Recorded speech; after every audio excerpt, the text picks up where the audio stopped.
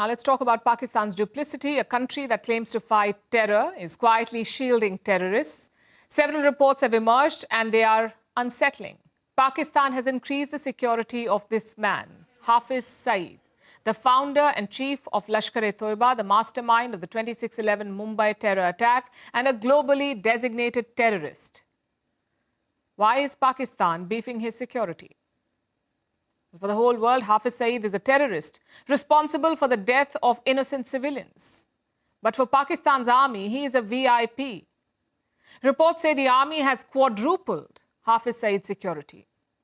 Former SSG commandos have been deployed for this. Drones keep an eye in the sky. High-resolution CCTV cameras have been installed.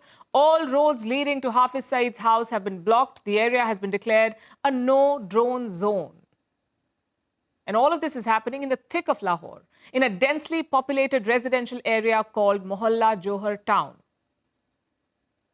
That is reportedly where Hafiz Saeed lives, where he's under Pakistan's so-called house arrest, serving a 46-year prison sentence for terror financing. All on paper. Islamabad calls it a sub-jail. But let's be real, this is a fortress. Basically, Pakistan is giving state-level security to a terrorist. And how do they justify it? By saying that Hafiz Saeed's life is under threat. Let me unpack this shameless facade. Hafiz Saeed is no ordinary Pakistani. He is a United Nations designated global terrorist. The US has placed a $10 million bounty on his head. He has masterminded multiple terror attacks on India, like the 26/11 Mumbai attack in 2008, the Mumbai train blast in 2006, the attack on the Indian Parliament in 2001, even the most recent Pahalgam terror attack. And here's why I say this. The Pahalgam attack was carried out by a group called the Resistance Front, or TRF. It is an offshoot of the Lashkar-e-Toiba.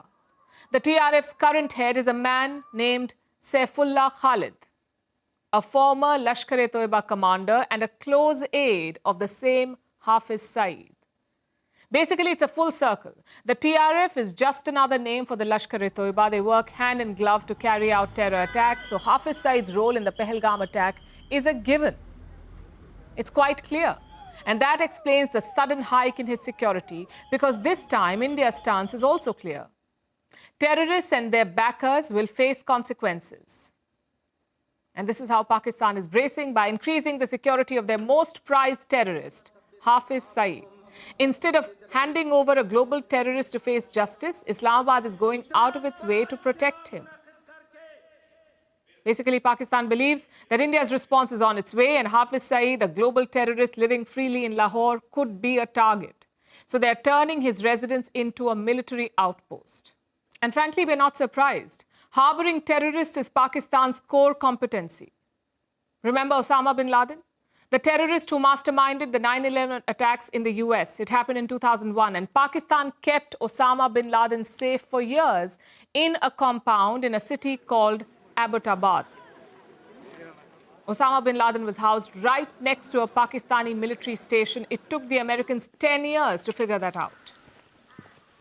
In 2011, they launched a special operation on Pakistani soil and avenged the 9/11 attacks. The rest, as they say, is history. Bin Laden once had the blessings of Pakistan's army. Now it is Hafiz Saeed. For years, India has demanded his extradition, yet the world's most wanted terrorist lives freely in Pakistan. But this isn't just about one terrorist. It's about a state-sponsored ecosystem. Hafiz Saeed may be a VIP in Pakistan, but he's a threat for India and for the rest of the world. So by shielding him, the message from Pakistan to the world is this. In a country that is on the brink of an economic collapse, in a country where citizens go hungry, terrorists and terrorism remains their top priority.